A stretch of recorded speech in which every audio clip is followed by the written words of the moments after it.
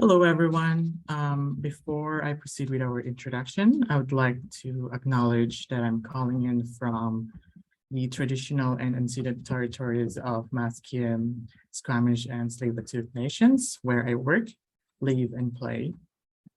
I encourage everyone to do their land acknowledgement into our chat box. Please be advised that this webinar is being recorded. Thank you, everyone, for joining us, and welcome to the BC IRPU 2022 webinar series. Today, our speaker is Dr. Alex Epstein.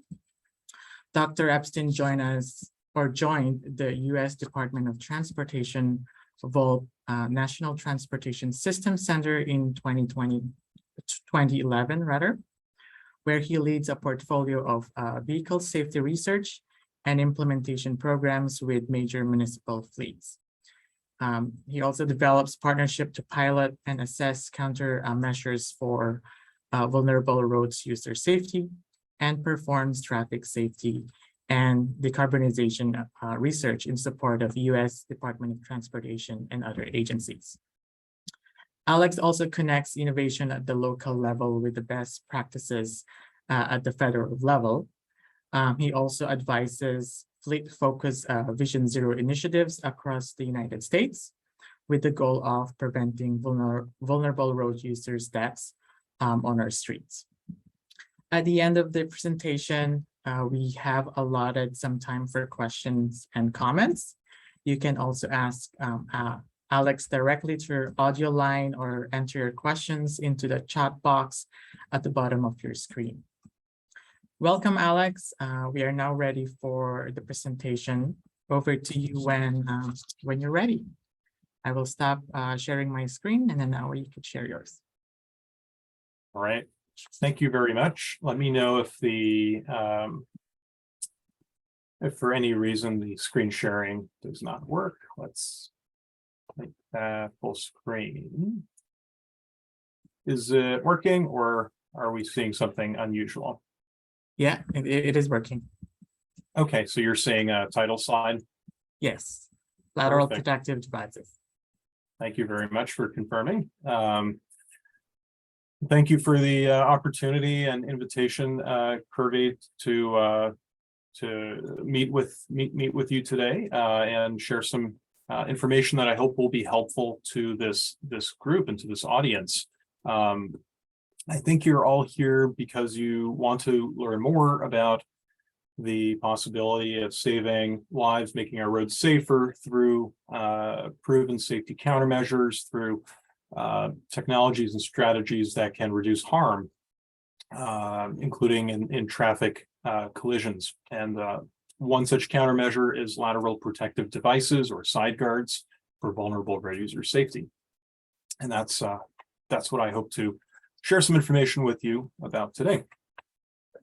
First, a few disclaimers as far as what I can and cannot represent.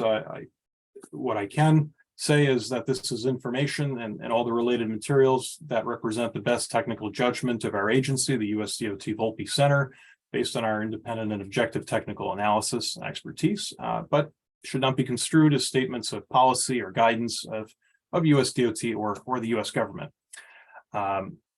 Should also just mention that we do not certify or approve devices, including lateral protective devices related to vehicles.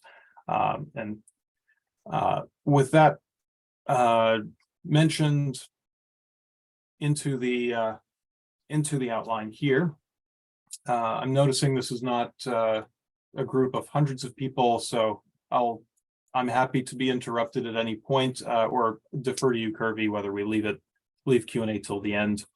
But let's see.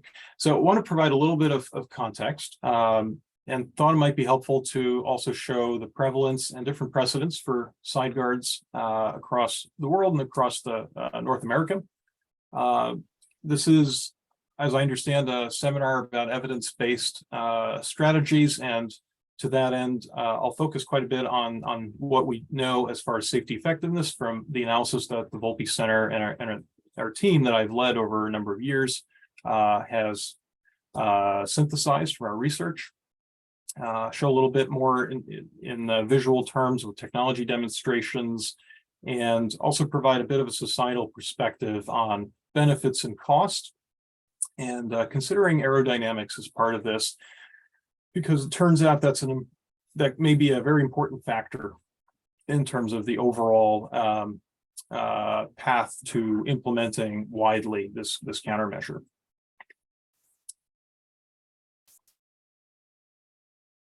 I think the opening screen already sufficiently laid out the context. Point taken is there are many preventable vulnerable road user deaths involving trucks.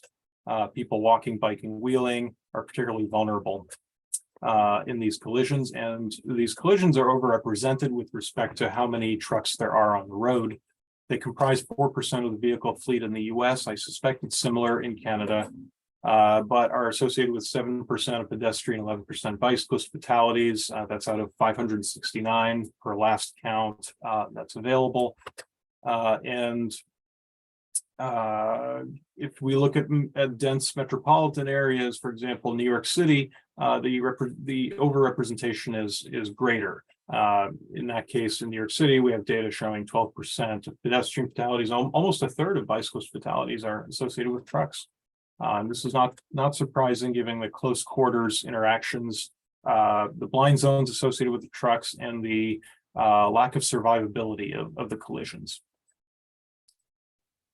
And as far as the nature of the collisions, more than we might expect happen with a side impact. They begin with a side impact in almost a third of the times based on this analysis. This is from the NTSB using trucks and fatal accidents data. Our own Volpe analysis of FARS data leads to similar conclusions, and I've had discussions with NTSB about this, sort of reproducing those results that they've published. So that is a not insignificant fraction of fatal crashes of pedestrians and bicyclists involving trucks that involve a side impact. And a countermeasure for that is covering that gap in the side, that exposed area that allows a person to fall in, to be run over by the back wheels as the vehicle rolls forward. And as far as that countermeasure, the lateral protective device or side guard, we're aware of at least 47 countries that have adopted this at a national level, starting with Japan in 1979, and then on to the UK, Europe, China, other countries like Egypt, beyond Europe, and in the past 15, 20 years, South America, Peru and Brazil. And there's a wide range of these designs out there across the world that we have documented on both straight trucks or single unit trucks, as well as tractor trailers. Most common type of side guard is governed by UN Regulation 73. So most of those 47 countries adhere to that. It's has a particular geometric and mechanical or strength requirement of 1 kilonewton. And there have been recommendations and studies over the years suggesting tightening that standard. And so when in North America, where this does not apply, we're not one of the neither Canada nor the US is a signatory country to the 1958 UN agreement. Okay. We have an opportunity. Let me come here. Oh, I'm thinking. We have an opportunity to develop best practices that are in line and perhaps exceed those international specifications. So this is one that Volpe has developed and in concert with the city of New York and city of Boston and Cambridge that we've worked with in the past decade. And this has been largely adopted around North America by jurisdictions that are implementing side guards on either their own fleets or that are developing policies and have implemented policies either at a city or state level. This is maybe not a comprehensive, but it's the only effort that we know of. And so we track the implementation of truck side guards in North America in this way. As you can see, quite a few jurisdictions at this point. And indeed, I should mention Mexico City, south of our border, and several cities north of the border. If we are missing any, please let me know. We will update this map. Within North America, many designs, many implementations across different cities, but increasingly aligning with that Volpe best practice specification for side guards. So all of that is fine and well. The real question perhaps is, do they work? Do they help? How much do they do side guards reduce harm? And so I'll go through several tables here. I don't want to necessarily belabor the every source that we've referenced. The high level picture is that we reviewed about 50 publications, found 11 in this study that we performed for Federal Motor Carrier Safety Administration. This is a Volpe analysis. And we found 11 that presented specific data. And generally, all 11 studies indicate that side guards are effective at mitigating crashes with vulnerable road users. The most confident data finding is that in passing and overtaking maneuvers, the risk of fatality is significantly reduced. And that is especially true when the ground clearance of the side guard is low, minimizing that gap into which a pedestrian, a bicyclist, anyone walking, rolling, biking can fall in. There are additionally 3 studies, as well as our own Volpe demonstration that I'll mention in a moment, that also indicated side guards can be effective for crashes in which the truck turns. And that is a key crash scenario as well. I believe it's the one that was shown at the opening of this webinar, that the horrific crash in Victoria, I believe, with a right turning truck. The four studies here, there are 4 canonical UK studies that looked at the risk of fatality for bicyclists and pedestrians, and generally what we found after taking some considerations into account, you have up to a 55 to 75% reduction in fatality for bicyclists in crashes involving especially those passing and overtaking maneuvers or lane change maneuvers.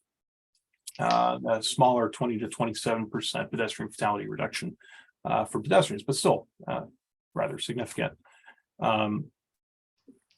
Should mention that all of these may be underreporting the effectiveness, and we'll talk about that in a moment.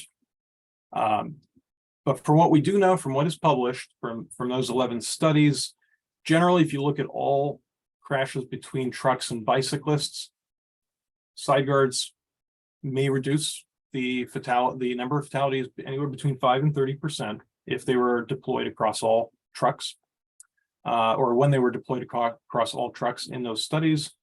For pedestrian fatalities, it's a smaller percentage, but again, 2 to 4% of a target population of all pedestrians killed by trucks. And there are also studies that did not differentiate by VRU category. So in terms of addressing harm, this is not an insignificant fraction of all the harm that truck-involved crashes cause. And that is a high-level takeaway message. I mean, here we also have, for example, those turning crashes. These are the passing and overtaking crashes, I should say. There's a natural experiment in the UK. Some trucks were exempt from installing side guards and others were not. The exempt side guards had significantly larger numbers of fatalities or KSIs, killed and seriously injured, for both in these periods, both of those periods of time. When studies have looked at specific, in a forensic way, at specific crashes and looked at heavy vehicles changing lanes or turning, or different scenarios like a cyclist losing control alongside a moving truck, the effectiveness has also been estimated. And again, these are the numbers that those studies concluded. These are significant reductions in fatalities or serious injuries as a proportion of all injuries. Another key takeaway is that lower side guard height, as I mentioned already, increases effectiveness. So the lower it goes, the less the risk of a fatal run over. The more likely that crash is to result in a minor injury. So, for example, if when tests have been done at the maximum allowable height in Europe, 550 millimeters, in 60% of the times that a bicyclist would fall into the truck, would that not be a fatal injury, fatal outcome? But once it got down to 400 millimeters, it was generally 100% effective at stopping those from becoming fatals. There have also been estimates of just generally what types of countermeasures could save the most lives. This is in the UK. And stronger lower side guards, as well as aerodynamic side guards that we're going to come back to. In other words, smooth side guards that really cover that exposed area with a continuous panel, were some of the higher countermeasure benefits estimated. Same here, more studies that we looked at from across Australia and the Netherlands and the UK, various countries, all directionally supporting that there are fairly high combined effectiveness numbers for LPDs.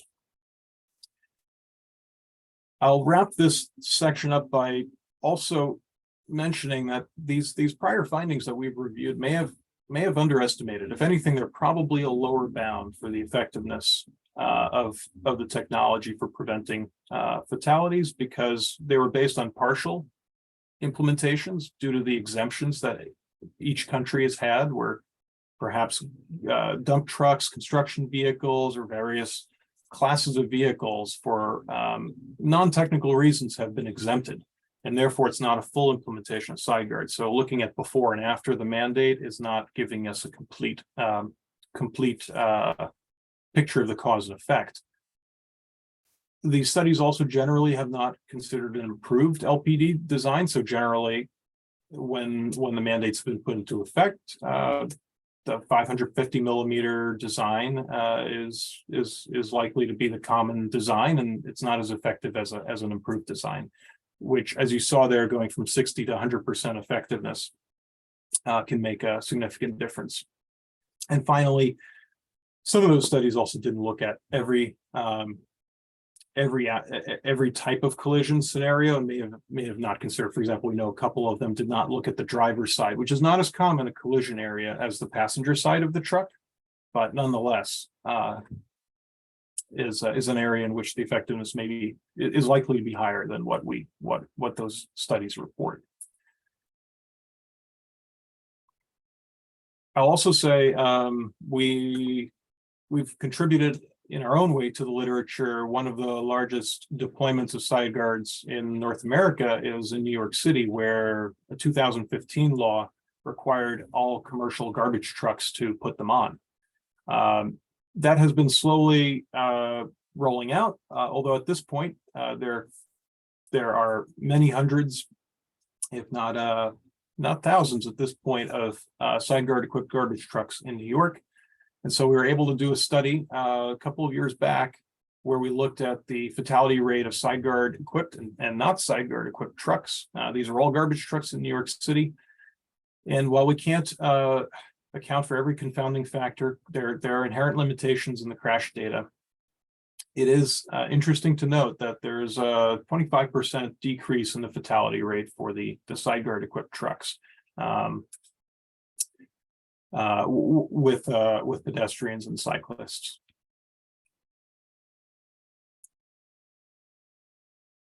So I'll move to a slightly more visual set of the research that we've conducted. Here we have this was conducted by a third party and shared with us, but I think it's illustrative.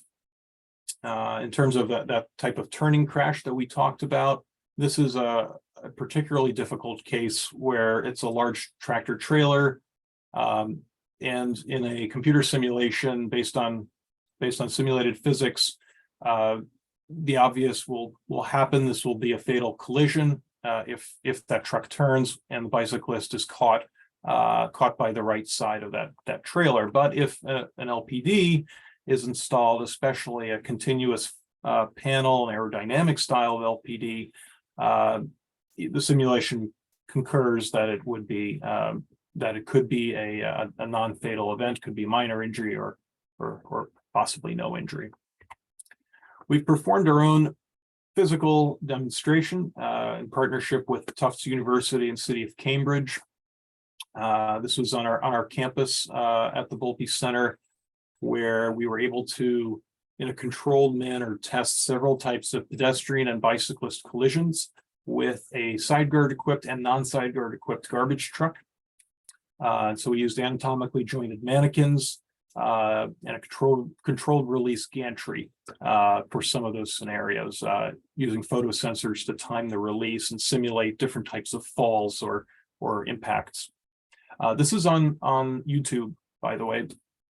There's a link here. I can also place the link in the chat or send it to you, Kirby, whatever would be most helpful. It's about 4 minutes long and it summarizes the demo. In a pictorial way, you can see here simulation of a pedestrian slipping and falling or falling into, and the different outcomes with and without a side guard on the same vehicle in the same collision, where the person ends up after this impact.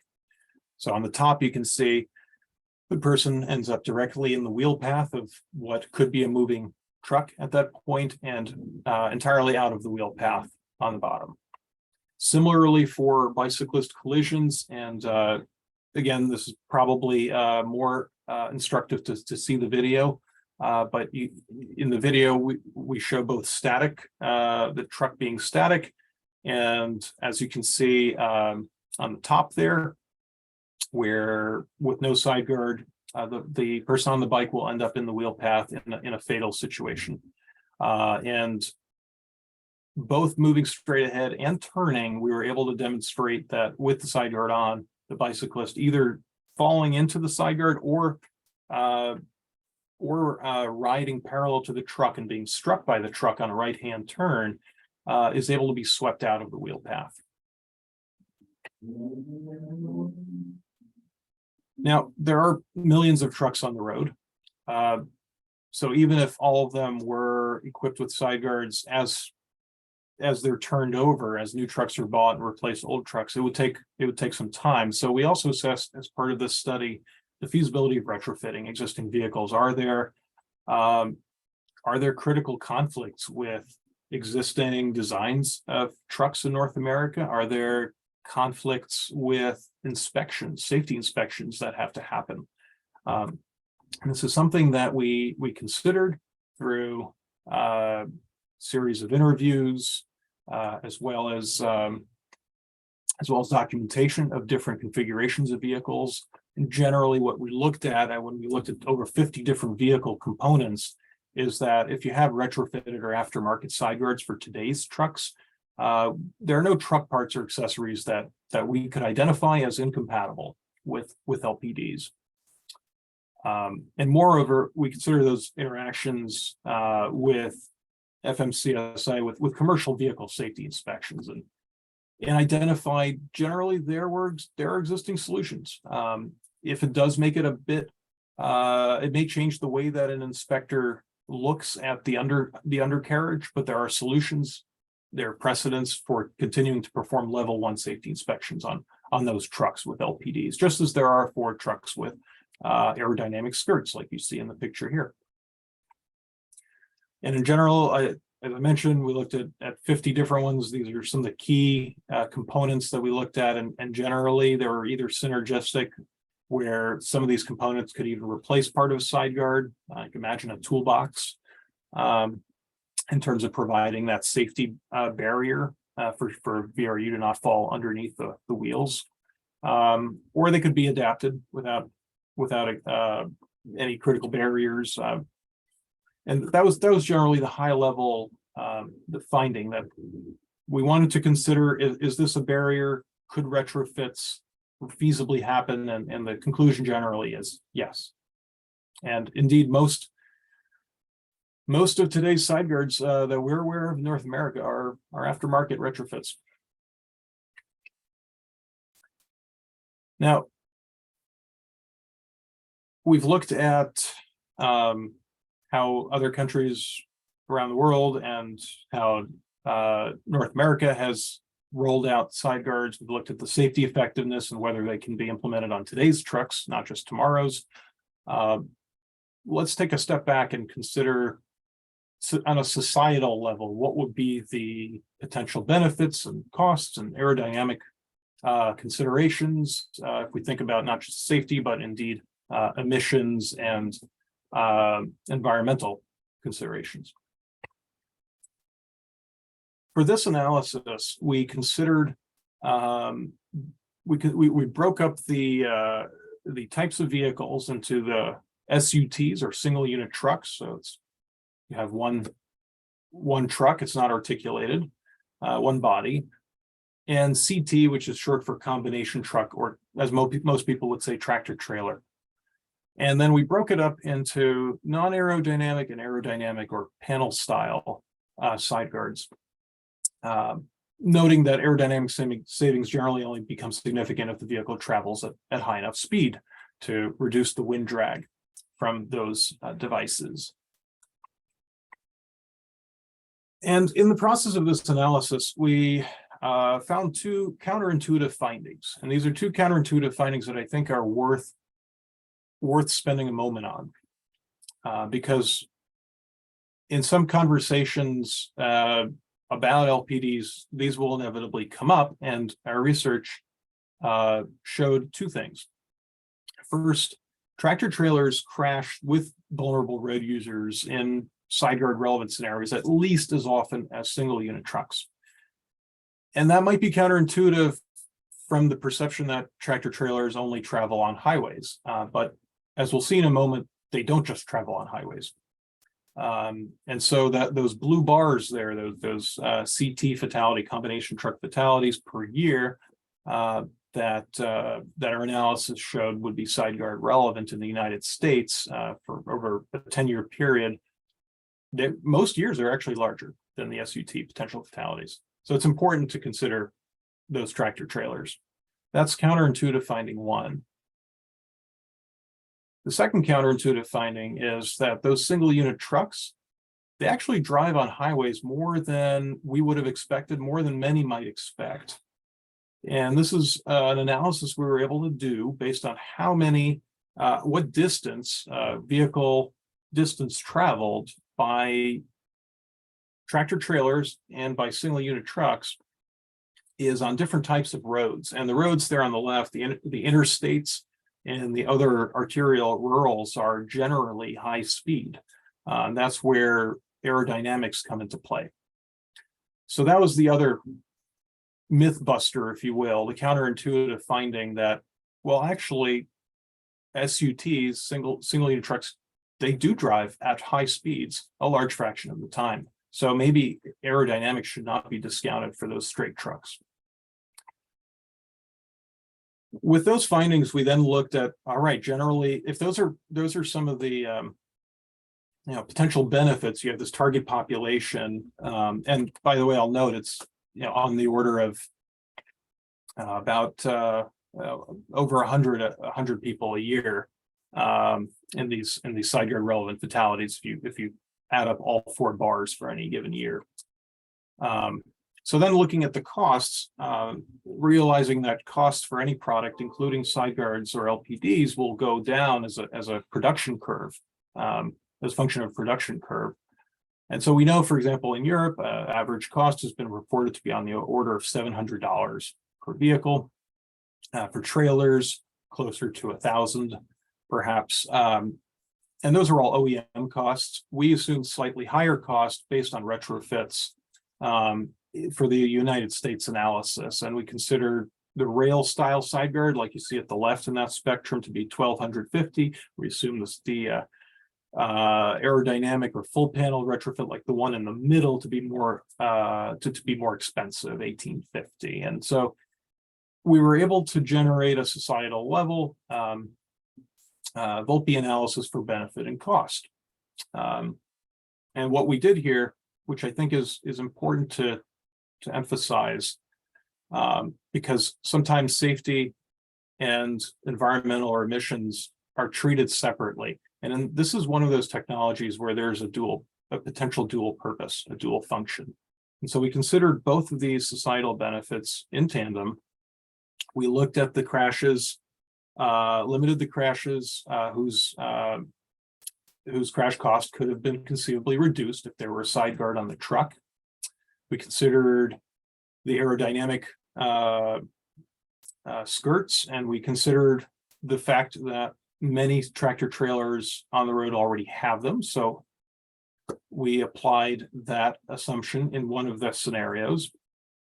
And what we did here was really kind of bound, all right, in a world where every truck gets a side guard tomorrow, every new truck gets a side guard, and in a world where every tractor trailer already has the aerodynamic skirts and therefore there's no aerodynamic benefit whatsoever, what is the range of possible societal benefits from rolling out side guards across all trucks in those three different scenarios? So again, taking safety benefits as well as aerodynamic fuel savings benefits into account. And I'll share just roughly here this a takeaway messages here is, if we imagine all trucks were equipped at once with side guards tomorrow, and this is a study we performed in 2020, 2019, 2020, so that's why it starts that year. There would be a high upfront cost, and then the aerodynamic benefits would accrue year over year. This is all assuming a 7% discount rate, and the safety benefits would be roughly similar to the year over year costs of turning those side guards over.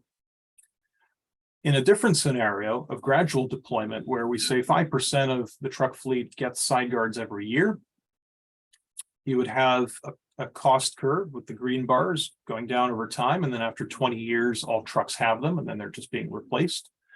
And the safety benefits go up and up as the trucks get equipped, and eventually, again, they're about similar to the cost. But what you'll notice is the aerodynamic benefits are, again, even significantly higher, almost an order of magnitude higher per year.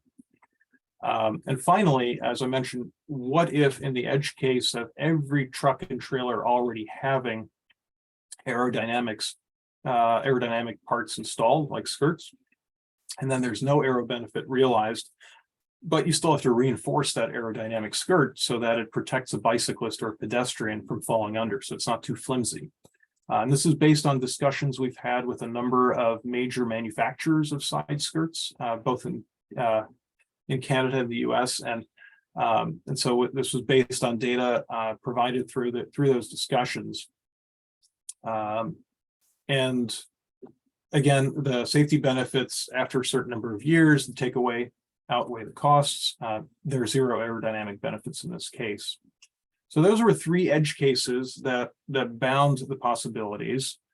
And across all those edge cases that bound the space of benefit cost possibilities, the total net benefits in all cases were positive, ranging quite a bit, but generally favorable benefit cost ratios, assuming different high effectiveness, low effectiveness, and assuming these different types of deployments.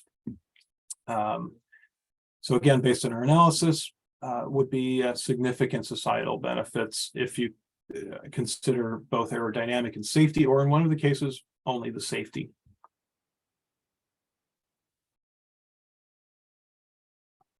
So again, key takeaway here, all three scenarios would show net benefits of US-wide side guard deployment, with aerodynamics comprising a significant share of those benefits in two of the three scenarios, and not at all in the third. This may be it's possible our analysis underestimated the benefits because we did not consider and did not have immediate data for wind stability improvements that have been reported by stakeholders, related crash costs, or the road spray and related crash costs, or collisions involving not vulnerable road users like bicycles and pedestrians, but motorcyclists or passenger vehicles that may also be mitigated.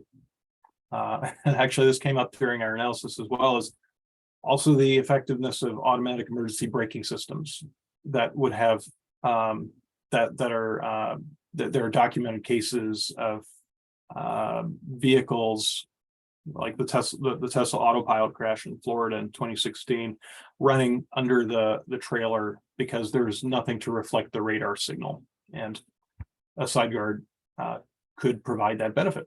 But again, we did not consider those potential additional benefits.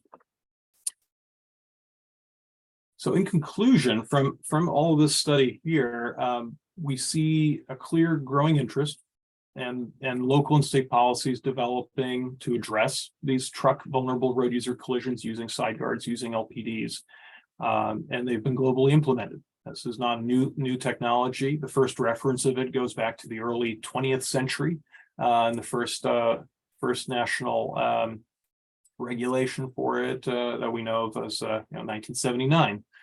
The international studies we reviewed in the Volpe analysis demonstrated effectiveness consistently in both, especially in straight ahead or change lane collisions, and also on the turning crashes. We didn't find any showstoppers, any incompatibilities with common truck types that are on the road or with inspections, and generally societally, this appears to be from our analysis positive benefit cost proposition in 3 different scenarios that we considered. So I know that was a lot of information, but I hope that as you have questions, you'll also know that we do have this truck LPD resource webpage, which provides information beyond what I just showed you. It shows you some of those videos, brings you to examples of jurisdictions adopting side guard policies, and a variety of other resources, including published literature. So I'm excited to bring to you this analysis today, the complete picture of what we were able to synthesize in a number of studies with New York City, with FMCSA, all the variety of Volpe analysis over the last decade in this area. That's my contact information. I'd be more than happy to engage on any questions you may have, both now and later. So thank you very much. Thank you so much, Alex. I think that is a really great presentations, and there's a lot of information that we could use for sure for our advocacy here in Canada. We now welcome questions and comments. If you could, raise your hands and virtually, then we'll be happy to have Alex answer those questions. Okay, we have one. Neil, do you want to? You bet. Thanks. Dr. Epstein, thank you very much for that. That was wonderful. And sorry, I'm having technical difficulties. My camera's not coming on, even though it's on. Anyway, it was really great. When I was looking at the issue just a little while ago, I came across this paper, which seemed to be like a milestone study, which I think you are a co-author of, a literature review of lateral protective devices on trucks intended for reducing pedestrian and cyclist fatalities, US DOT. Federal Motor Carrier Administration, it says in May 2020. Anyway, it says, I think by my interpretation anyway, it's pretty clear that it has that lateral protective devices have benefits when the truck and the cyclist are both going straight. But this study seems to say that, according to my read, that there's no evidence of benefits around turning situations. So I just wondered if you could comment on that with respect to, your marvelous presentation today and how it might differ. And the other thing is, I've just bookmarked the web page that you provided, so I'll look there. But I just wondered is there other studies that we would be able to use to demonstrate the case better around the protective value of these devices? Yep, thank you for that question. And it's going to go ahead and maybe also share the link to the YouTube page with the video, which is one data point. Yes, so as you pointed out, I was co-author on that, and indeed it was the PI of that study. Not everything in our analysis made it into the study. So I'm pleased to provide a more complete perspective and more complete picture of Volpe's analysis in this presentation today than you are able to find in that published report. There are various processes and perspectives that may change what ends up in publication versus what does not. But I think it is in the interest for the public to be able to get the most complete set of information and an objective picture, and I tried to provide that to you here in the analysis. In terms of resources to cite back to, the Van Kampen 1999 study, the Cookson 2010, and the Keegan 2009 are the key studies to link back to as far as turning effectiveness. Van Kampen study used proxy of low profile city buses as opposed to high clearance trucks in the same turning crashes, and that's where they were able to deduce what a low clearance side guard would provide in terms of benefit. Cookson looked at it's interesting. Cookson actually reached two different conclusions. They looking from chronologically before and after rollout of side guards. They found evidence contradicting turning truck crash benefits. However, when they looked at it a different perspective in the same time period, and they looked at exempt versus non-exempt, it was the opposite outcome. So that's an interesting one that is not reflected in the published report. But if you look in there, and I can point you later to exactly where that is in the report, but it's a very interesting finding. And finally, the Keegan 2009, which I believe I referenced in my presentation, that one was a forensic study and looked closely at different at collisions in the London area, and specifically looked at whether side guard would have prevented those from being fatal. So that was another study. Additionally, there's our own demonstration that we've published as that video summary that you can reference and review. But that is a key point, and thank you for bringing it up, Neil. Yeah, thank you, and thank you for your excellent answer. And I've looked at the bookmark that shows all the those studies, and I'll look at them some more. So, and I trust that, yeah, overall, I guess what you're saying is, based on your knowledge and all the studies as a whole, there's clearly evidence. So that's a great takeaway. Thank you. And in particular, with improved designs, that's also key. Right. Okay. Thanks, Neil. We do also have some questions for Jennifer.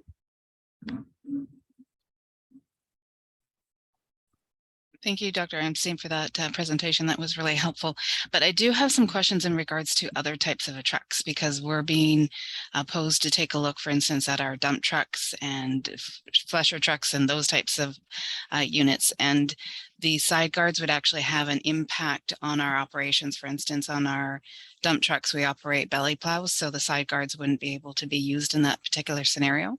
So safety is ultimately our major concern, and we're asking more about possibly installing 360-degree cameras on those types of units to prevent the injury rather than just lessen the impact or a fatality. So what are your thoughts on that? So to clarify, these your question is about dump trucks that are used for snowplow operations? Yeah, with underbelly plows. Oh, with underbelly plows. Okay, yes, not front or side mounted. No, they're underbelly plows. We do have front mounted as well, but yes, they are equipped with underbelly plows. And the other issue that we've come across is that for instance, our dump trucks going to some of our transfer stations, that because the ground is so uneven, it's really difficult to get the trucks in there with proper clearance. So the underbelly plows would actually impede that in operation. So we're wanting to know if there's another way that we can, improve safety on those trucks. And one thing that we've been researching a little bit is the 360-degree cameras to try and prevent any injury or prevent the accident before it actually happens, rather than just lessen the impact. Right. Well, let me offer a couple of thoughts. And thank you for asking about the tough cases, because we know that the front plows, they have side guards and they operate fine. In this case, this might be more similar to a street sweeper situation where there is underbody equipment and there would need to be likely some adaptations to the design. And I would have to research if there are any specific adaptations for side guards for this particular vehicle type. As far as 360-degree cameras, I know that they have been available in light duty vehicles for a number of years. They're increasingly being tried in heavy duty vehicles. I'm not aware of research linking reduction of fatalities yet, but it is possible that it's too new a technology. I know there's some of those systems only operate at low speeds. They will turn off above 5, 10, 15 kilometers an hour. They're mostly for parking or navigation, but some of them, there are a couple I know for motor coaches and trucks, like Brigade Electronics REI makes systems that are possibly used while driving. We looked into one called Mobile Eye that's specifically for larger trucks.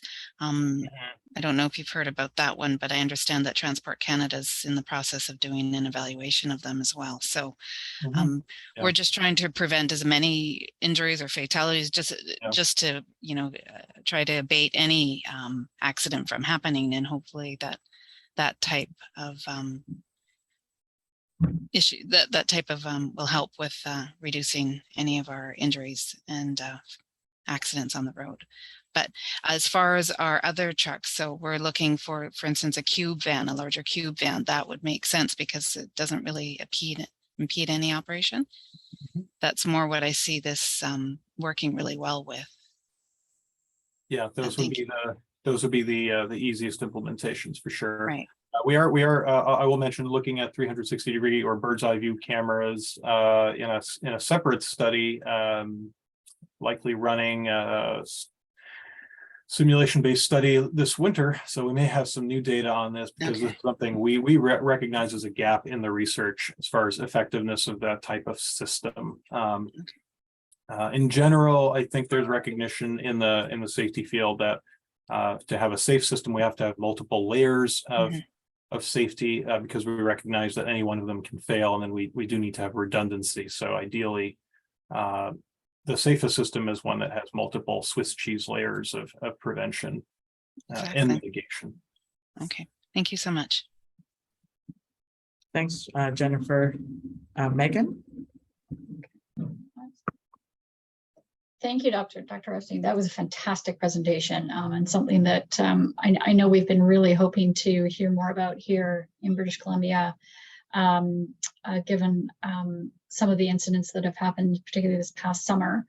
Beyond the evidence, so, given the safety evidence for side guards, is there any insight you can provide as to why these are not mandated countrywide in both the US and Canada, like so many other jurisdictions? I think that is something that we have certainly noticed in Canada, that Transport Canada is reticent to adopt this as a standard piece of equipment.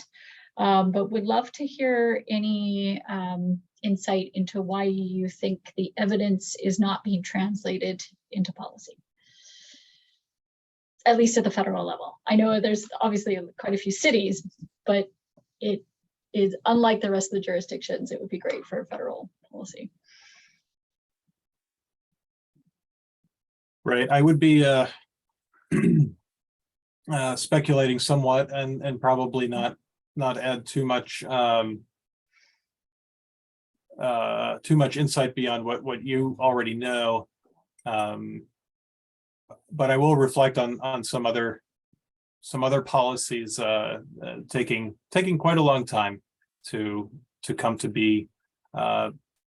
Sometimes once industry is already largely there, and so one could look back at the history of safety regulations and connect those dots. I mean, for rear underride guards, for example, that rule, I believe, remained unchanged for 5 decades in the United States, between the 50s and almost 2000 or so, or 1990s. So, but there may be precedent for bottom-up adoption as well. I mean, they're the usual considerations, perhaps like for anything else, of willingness to move before there are regulations or mandates by industry. And but I think having the evidence be available and accessible to everyone is an important first step. Yes, couldn't agree more. So yeah, we're very grateful for the work that you've been doing, and we've certainly used it in our work here, our advocacy work as well. So yeah, with much gratitude. Thanks, Megan. We have a question from our chat box. First, great benefit cost analysis. Usually I find safety benefits can be up to 80% of the total benefits. I'm so surprised that aerodynamics or fuel efficiency consists of most of the benefits. How heavy are these side guards, and what percentage increase in GVW? Pardon me, I don't know what that means. Do they add? This could impact fuel efficiency and braking performance or wear during stop-start operations, mostly along non-highway road classes. Are there lightweight guards available, such as aluminum or carbon fiber? Yeah. Yeah, thank you for the question. Yeah, so we were perhaps surprised as well that the aerodynamics were such a large portion of the benefits, the overall combined benefits in these scenarios. Generally, we assumed a negligible decrease in fuel efficiency, just given that the added weight is in the tens of kilograms for single unit trucks, and then relative to aerodynamic skirts, the reinforcement for that is again relatively negligible weight, some amount of reinforcement for some of the skirt models near the rear of the skirt to stiffen the structure near the bogie, near the back wheels. So yes, so how heavy? Generally tens of kilograms for single unit, a bit more for trailers. I mean, it depends on the length. So increase in gross vehicle weight is answered. This could impact fuel efficiency, braking performance. So we're not aware of how it would affect braking performance or wear, because again, the change in weight is relatively small. The guard construction we've seen is, yes, made of aluminum for the rail style. typically extruded aluminum, or there are some panels that are, again, aluminum or steel, or increasingly carbon fiber, similar to the aerodynamic skirt construction. So, and indeed, there's a large overlap between aerodynamic skirt construction and some of the panel style side girds. Great. Megan? Hi there. Excellent presentation. Thank you so much. So I just have a couple or two questions in regards to some of the reasons for pushback that I've heard on the truck side guards. And I'm wondering if you're able to just share your thoughts and experience on both of them. One of them being that a lot of the studies in Europe, they found Transport Canada was really attributing the duality of the decrease seen in the casualties based on the infrastructure that was going on, as far as bike lanes were being introduced at the same time. So just the timing, if that was factored into where the accidents or where the collisions were happening with the VRUs. And then secondly, just cost has been a pushback, and has it been explored, or is there any justification or reasoning behind just having it on the truck guard side guards on the right side only, if that's where more of the impacts are occurring?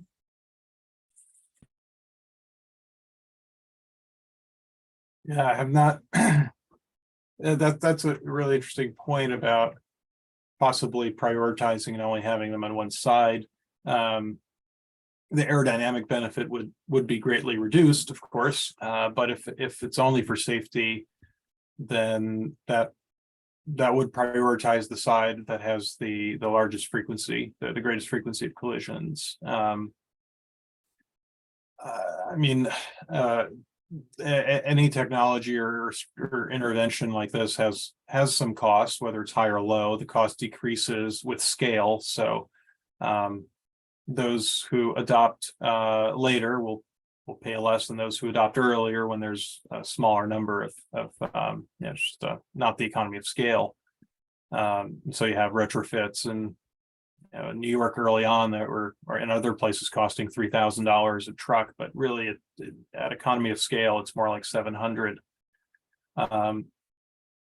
And so there's some validity to at least for the early adopters, I think. And that can be overcome with, for example, New York has a side guard incentive program to accelerate compliance with that law. And so that pays for half of the cost of an installation and the product, which reduces, I think, that upfront barrier to private companies adopting it. And I'm sorry, was there another part of your question, Megan? Yeah, just in regards to the timing of separated bike lane installations and whether that corresponded with perhaps reduction in collisions with the VRUs and the trucks. Right. Well, it wouldn't change the severity of the outcomes. And if you look at the ratio of fatal to injury, that would be independent of what precedes the crash. So that's one point. The other point I would offer is some of the studies looked at, for example, Cookson 2010 exempt versus non-exempt vehicles, and that was during the same time period. And there are a number of studies like that, or Van Kampen 1999, which isn't Dutch. You do have to translate it, and we did. But if you go to the effort, you will see it was, again, during the same time period. So it removes that confounding factor. Excellent. Thank you so much. I can see that we're at 11, and I know Tobin, you will have a very excellent questions for Dr. Alex. But I think we'll leave it to that. I mean, Alex provided his contact information, and we can always do a follow-up. But I just want to thank Alex once again, and everyone who joined us today. And for any follow-up questions, feel free to contact Alex. And if it has something to do with the VC ongoing advocacy with this, please connect through with the BCIRP unit or directly to me. Yeah, great to see everyone. Thank you very much for the opportunity and great to see you all. I'll keep in touch, Dr. Epstein.